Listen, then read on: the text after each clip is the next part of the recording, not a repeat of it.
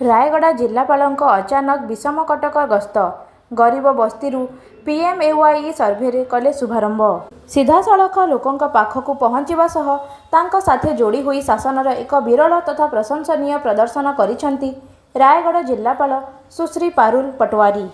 प्रधानमंत्री आवास योजना जांच प्रक्रिया को व्यक्तिगत भाव में तदारख करने आज सुश्री पारुल पटवारी विषम कटक परिदर्शन करथिले। विषम कटक सदर महाकुमार एक परित्यक्त बस्ती जिलापाल हिताधिकारी सर्भे प्रक्रियार कार्यक्रम में प्रत्यक्ष भाव जोड़ी होइथिबा बेले बस्ती बासिंदा सह सीधा सड़क कथबार्ता तांको सुविधा असुविधा नहीं से लोकों समस्या और अभियोग शुणिथिबा देखिबाकू मिलिथिला।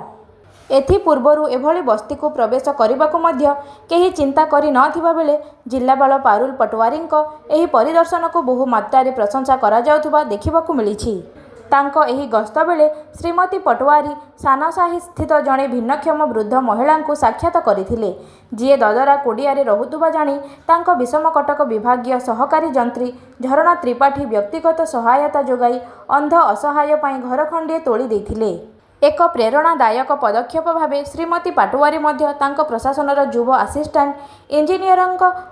असहायंक सक्रिय पदक्षेप पाई उत्साहित करथिले। एथिसह बस्ती रे बसवास करुथुबा लोकंक पानीय जल रास्ताघाट आलोकीकरण भली मौलिक सुविधार अभाव और उभयंक जीवन अवस्था देखि से गभीर दुख प्रकाश करथिले।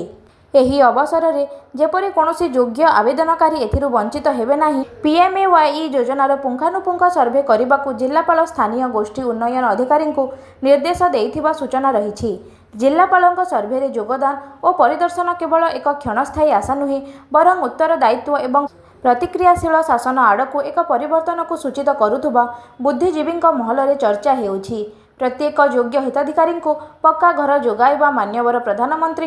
दृष्टिभंगी एवं जिलार प्रत्येक कोण अनुकोण रे लोकों को एथिरे सामिल करने लक्ष्य रे जिला प्रशासन निरंतर कार्य करिबो बोली गणमाध्यम को संबोधित करने अवसर रे जिलापाल प्रकाश करिसेंती। जिलापालଙ୍କ एही अचानक गस्त आश्चर्यजनक भावे एक विशाल जनता को आकर्षित करिथिबा बेले बहु बस्ती बासिंदा जो माने उपयुक्त गृह बिना वर्ष वर्ष धरी संघर्ष करि आसुछंती एही गस्त परे सेमानंक मध्यरे नूतन आशा उद्भिदित होइथिबा कहा जाउछि। जिलापालଙ୍କ एही कार्यक्रम को पीपुल गवर्नेंस एक उदाहरण बोली विषम कटकर भाजपा नेतृत्व मंडली प्रकाश करिथिबा बेले विषम कटक बीडीओ सदाशिव नायक अतिरिक्त सहकारी जंत्री दायित्व रे थिबा झरणा त्रिपाठी एवं अन्यान्य विभागीय कर्मचारी जिलापालଙ୍କ गस्त बेले उपस्थित रहिथिले।